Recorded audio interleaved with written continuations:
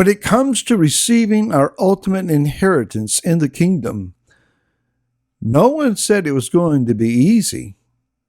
Neither did it intend for us to understand it's going to be a fair fight. Hi, this is Barry Phillips with 10-Minute Torah, day number 3 of the Torah portion. Eikev means because. Let's go over to chapter number 9. Let's start reading with verse 1.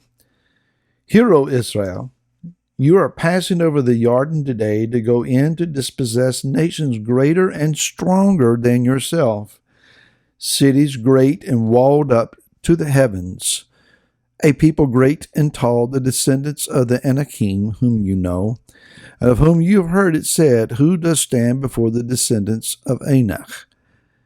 And you shall know today that Yahweh your Elohim is he who is passing over before you as a consuming fire. He does destroy them and subdue them before you, so you shall dispossess them and destroy them quickly, as Yahweh has said to you. We'll pick up with a verse or two there in just a few minutes. So, key for us here is this understanding that they are passing over the Jordan River. Once this is accomplished, several things begin to take place. First, the manna is not going to show up anymore.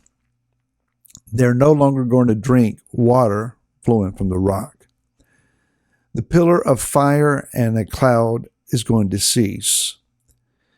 So, living in the miraculous wilderness setting, Yah enabled them to survive the wilderness by miraculously moving in their behalf.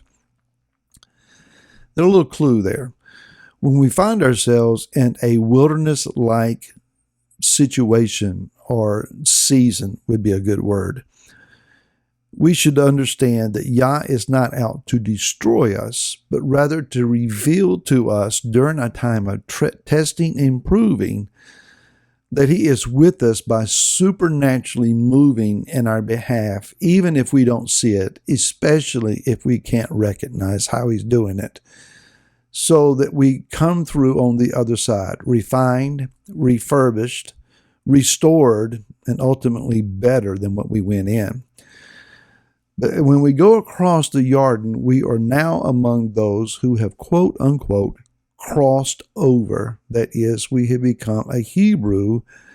In the Hebrew, the idea is Ivri, transliterated I-V-R-I, an Ivri, one who has crossed over. Crossing over the Jordan, then, is a mark of delineation between those that have come this far and those that have gone beyond, those who have excelled enough to get beyond this previously known border barrier. Israel has been here before in the previous generation, and they failed to move any further. The second generation needs to rise up and press further than what their forefathers have done. So Yah says to them, it's not going to be easy. The odds are against you as far as the physical realm is concerned.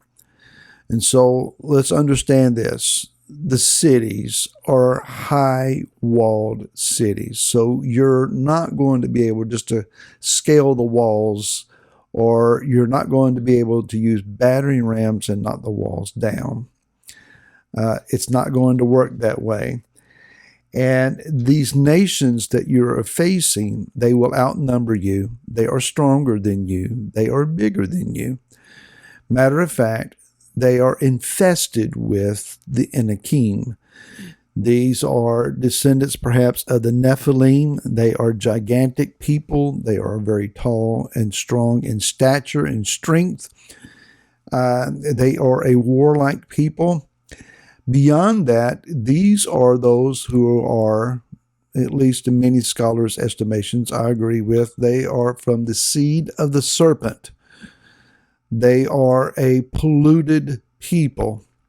There is no redeeming qualities for them or about them, and they need to be purged from the earth.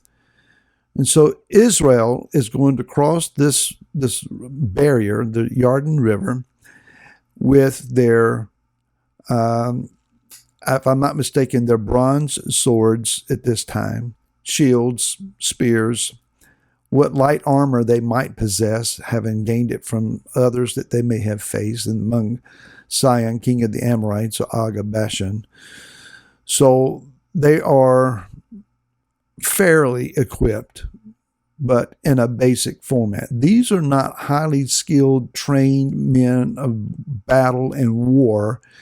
These are husbands and fathers and craftsmen and wilderness survivors. Their hearts are fickle at times. Their eyes are big. Their imaginations are wild. They don't really know what's in front of them. They've never been here before. And Yah says, cross the river and charge. Go fight them. Now that seems to be overwhelming.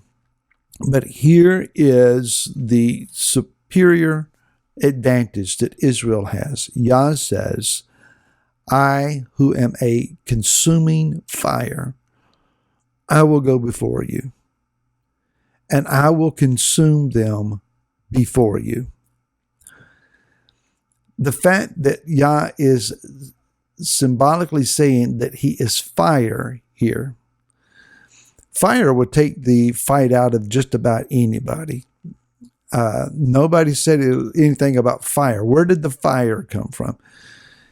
Fire, it consumes, it melts, it overwhelms with its heat. And Yah is saying, I'm going to do all of these things. I'm going to burn them up. I'm going to consume them. And I'm going to wear them out before you get there.